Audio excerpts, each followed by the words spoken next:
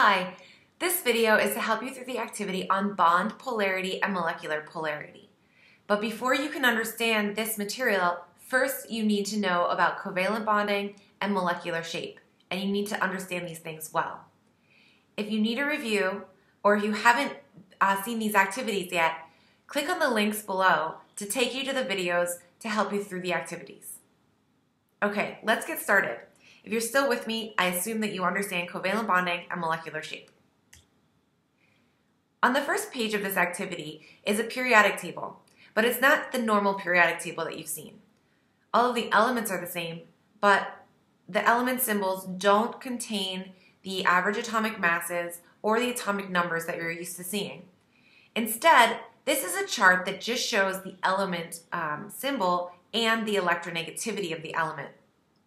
The electronegativity of an element is basically how strong that element holds onto electrons, or how strong it pulls on electrons when it's part of a covalent bond. So electronegativities can only be measured for atoms that form bonds.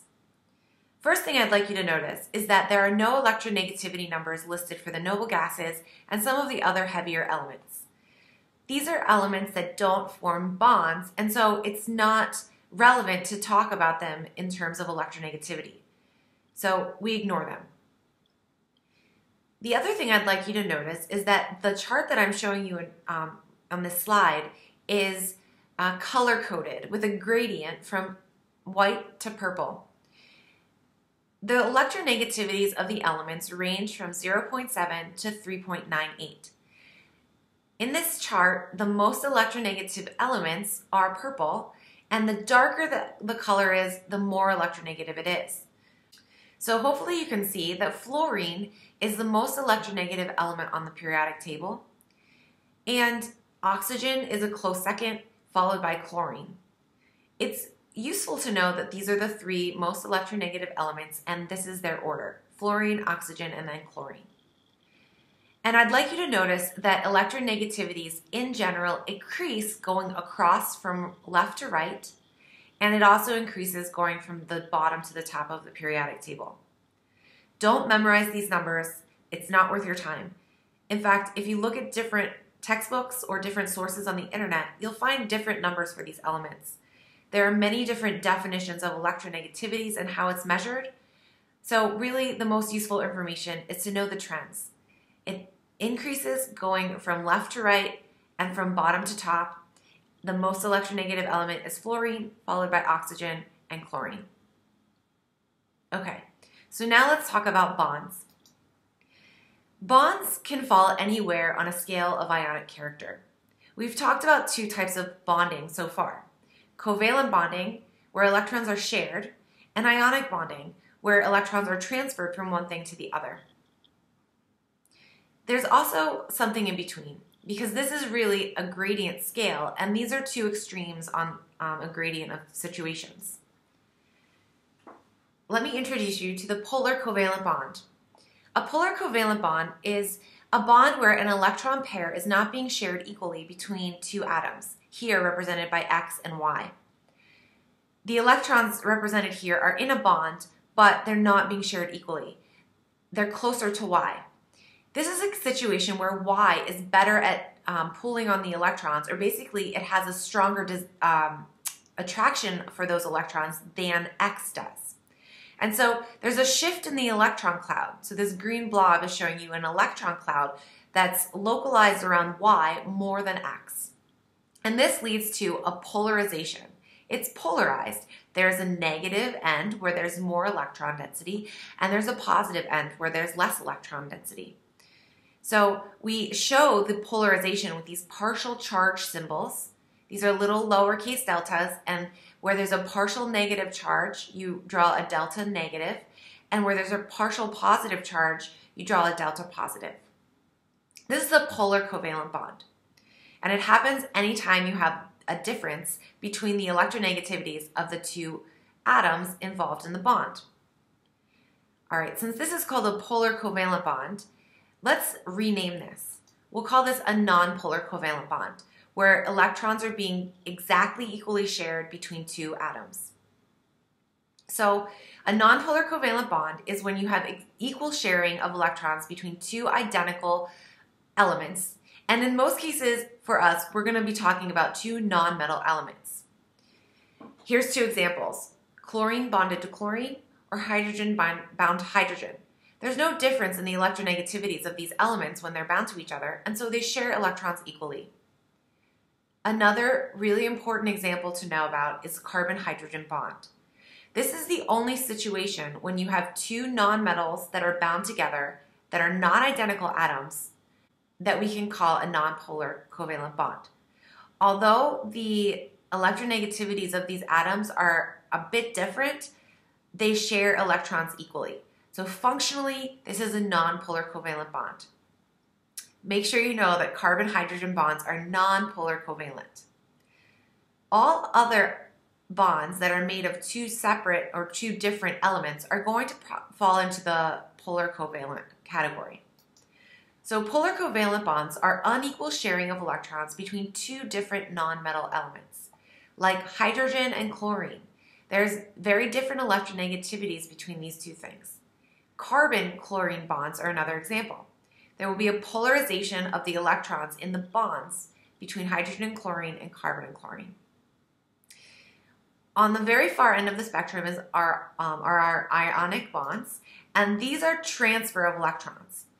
These are most often found between non-metal and metal elements, like sodium, which is a metal, and chlorine, that is a non-metal. Covalent bonds are between two elements that are both nonmetals, and ionic bonds are between metals and nonmetals. This is the most defining feature between covalent bonds and ionic bonds. Okay, let's take a closer look at nonpolar covalent. Equal sharing of electrons. Here I'm trying to show you the electron cloud with the green cloud blobby thing. And I'm trying to show you that the electrons are distributed equally around this bond and around this bond. I wanted to show you the same thing here, but it was too hard to make the figure in my PowerPoint slide, so you're going to have to use your imagination. But in all of these cases, the bonds here are sharing electrons very equally. These are nonpolar covalent bonds. And they're not very interesting. The more interesting bonds are the polar covalent bonds. Polar covalent bonds occur between two elements that have very different electronegativities. In this example, from your activity, hydrogen is the less electronegative element and fluorine is the more electronegative element. This is the Lewis structure of hydrogen fluoride. Because fluorine is more electronegative, it will pull more of the electrons towards itself than hydrogen will. And there will be an uneven distribution of the electron cloud. Fluorine will have much more electron density around it than hydrogen will. And so this is a polar covalent bond. When we draw Lewis structures of polar covalent molecules, there's two different ways or two different conventions that we use to show polarity. One is the dipole moment arrow. An arrow is written in the direction of the more electronegative element, and it's written parallel to the bond. A hash mark at the back of the arrow shows that it's a dipole moment arrow. And you can kind of think of this hash mark as a little positive sign because the hydrogen or the less electronegative element is going to be partially positive while the fluorine is going to be partially negative because it's pulling more electrons towards itself. The second way to show polarity is with partial charge symbols, those symbols that I showed earlier. The little delta with a negative or little delta with a positive show partial negative and partial positive ends of a bond. Here, because the fluorine is more electronegative and it has more electron density around it, it will have a partial negative charge. While the hydrogen, which is less electronegative, is electron deficient, and so it's going to have a partial positive charge. Either of these can be used to show polarity, but use the one that you're asked to show in your activity. Sometimes I'll ask you to show things with a dipole moment arrow, sometimes I'll ask you to show polarity with partial charge symbols, and sometimes I'll ask you to show both. It's a good idea to pause the video now and try the first two questions on your activity. Try them on your own and then we'll go over them together. Okay, let's talk about this. First question asks you to identify the bonds that are polar covalent or non-polar covalent. So we're assuming that all of these bonds are covalent, and that is the case because all of them are between two nonmetals. So now I will reveal the answer. All of the bonds that are between two different elements are polar covalent except for the bond between hydrogen and carbon. This is a non-polar covalent bond. The other non-polar covalent bond is between two identical nonmetal elements.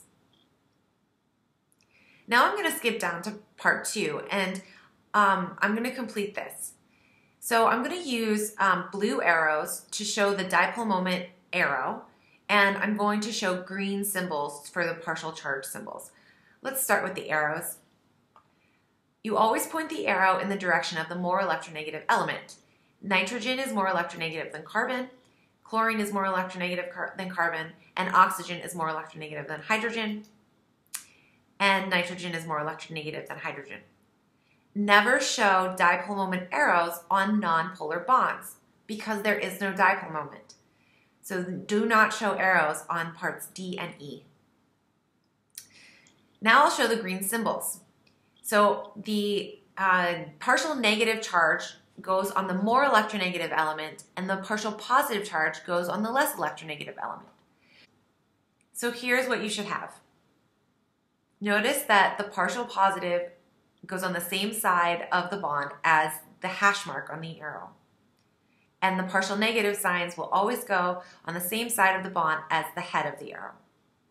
I do not show any partial charge symbols for my non-polar covalent bonds because they're not polar. Never show partial charge symbols or dipole moment arrows on nonpolar bonds. You should explain in your own words how you know whether a bond is ionic, polar covalent, or non-polar covalent. But here's what I put. So you can check your answer against what I've put here.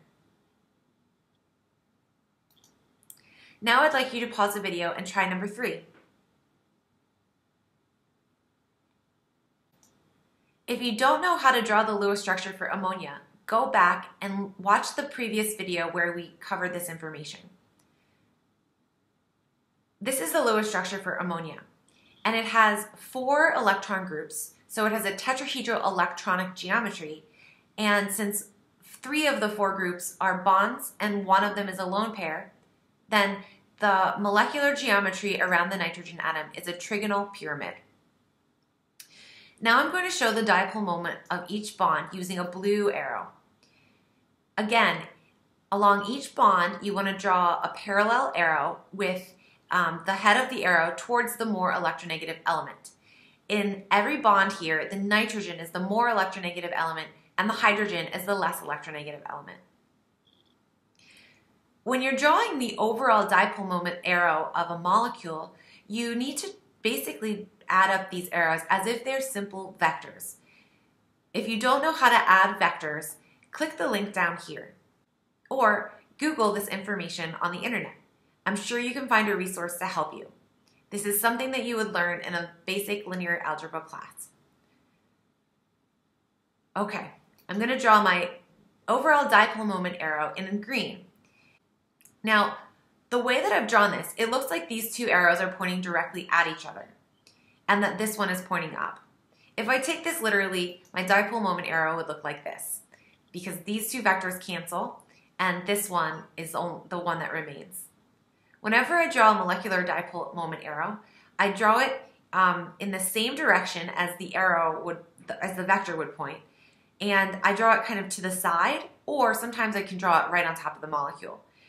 But you want to be clear that this is a molecular dipole arrow, whereas these are bond dipole arrows. Now, I took this very literally. It's not always a good idea to take a 2-dimensional drawing literally though. Let's remember that this is a trigonal pyramidal molecule, and so its actual shape is a trigonal pyramid. And that means that each one of the vectors would point from the hydrogen to the nitrogen, just as if they're pointing towards the top of a pyramid. And if you added those vectors, there would be one overall dipole moment arrow that would point straight up, as is shown in this picture. Notice I put this dipole moment arrow as a large arrow right over the molecule. It's okay, though, to show your dipole moment arrows in this way. Just keep in mind that your molecules aren't flat like you're showing them on a piece of paper. There are some times, though, that it's a really bad idea to forget about the real shape of a molecule. Let's try number 4 as an example. Pause the video here and try number 4 before you go on. And then we can do it together. All right, let's tackle number 4. Number 4 asks you to draw the Lewis structure for water. And there's 2 ways that you can do this. You could draw it like this, basically where the hydrogens are across from each other and the lone pairs are across from each other. Or you could draw it where the hydrogens are next to each other and the lone pairs are next to each other. Both of these are correct Lewis structures, but one of them can be deceiving when you're trying to consider molecular polarity. The molecular geometry around the oxygen atom is not linear, it's actually bent. So even though both of these are correct Lewis structures, this molecule is more correct, or it's a better representation for a bent shape. Now the problem is when you're trying to show the dipole moment of arrow of each bond here, if you use this one, it's very tempting to think that these 2 vectors are canceling each other. But this oxygen is not linear, right? The shape around this is not linear, it's actually bent. And so it can be deceiving and it might seem that this is a nonpolar molecule. And this is why I recommend always drawing your bent molecules in a bent shape on your paper. Because it seems like this is nonpolar if you draw it like this, but when you draw it bent, it always comes out to give you a polar molecule, and it's really obvious that this is a polar molecule. So here I've drawn my dipole moment arrows along the bonds as blue arrows, and my overall dipole moment arrow as a green arrow. This is the correct way, and this would give you the wrong answer, even though the Lewis structure is correct. So the molecular shape around the oxygen here is bent, and it's a really good idea to make sure you draw your Lewis structures so that they look bent. Anytime, and this is the case anytime you're dealing with something with a tetrahedral electronic geometry. So things that are bent, and also sometimes things that are trigonal, planar, or tetrahedral in general, you want to always draw the similar groups next to each other rather than across if you have the choice. Okay. Now let's pause the video one more time and draw the Lewis structure for carbon dioxide and answer question 5. The Lewis structure for carbon dioxide looks like this. And hopefully you can see that carbon here has a linear shape. Now, when we draw the dipole moment of each bond, I'm going to draw it like this. So each of these arrows is in equal magnitude, right? Because the carbon here, the carbon-oxygen bonds here are identical. So they're both pointing 180 degrees away from each other, so they're directly opposite, and they're also equal because both of these carbon-oxygen bonds are equal. So here's an example of a molecule that has polar bonds, but the polar bond vectors are going to cancel each other out. And so this is actually a nonpolar molecule. If you have a molecule like this, it's okay to draw the polar bonds, or basically the dipole moment arrows, or the partial charge symbols on the bonds, but you should never draw a molecular dipole moment arrow for a nonpolar molecule. Again, this is a nonpolar molecule, so it does not get a dipole moment arrow for the entire molecule. It only gets dipole moment arrows for the bonds that are polar. Okay. So you're free to continue the rest of the activity, but I just want to hit on one thing that I think you might run into in question 8b. And this is the fact that not all bonds are equally polar. So it's great if you can identify a polar bond and you can draw the dipole moment arrows, but you have to also recognize when bonds are more polar than other bonds. I've given you a couple examples here. Hydrogen bromide versus hydrogen chloride. These 2 bonds are not equally polar, and I can show that one is more polar than the other by drawing a larger arrow. Since chlorine is more electronegative than bromine, the difference between hydrogen and chlorine is larger, and the polarity of this bond is stronger than the polarity of this bond. Bigger electronegativity differences give you more polar molecules, and I'm trying to show that this molecule is more polar by drawing a larger arrow over this bond than over this bond. This comes into molecular polarity when you have a molecule like this. Here I have a molecule that's very similar to the carbon dioxide I showed in problem number 5, but it's not identical. The Lewis structure is very similar, except that this is a sulfur. And sulfur is less electronegative and closer in electronegativity than carbon than oxygen is. So oxygen's more electronegative than sulfur, and there's a bigger difference in this bond than in this bond. So this bond is more polar, and I'm trying to show that with this larger bond dipole arrow than this one. Now, when I want to calculate the molecular polarity here, I can see that this vector will cancel some of this vector, but not all of it. So there will still be some magnitude in this direction. And I represent that by showing an arrow. Doesn't really matter how big I show this arrow relative to these ones, as long as I show it in the correct direction. So please consider that some bonds are more polar than others when you're calculating molecular polarity. Okay, that's the end of the video. Make sure you complete your activity and the check for understanding that follows it. Thanks for watching this video on bond polarity and molecular polarity. If you have any questions, feel free to post them in the comments. And if you like this video, don't forget to vote.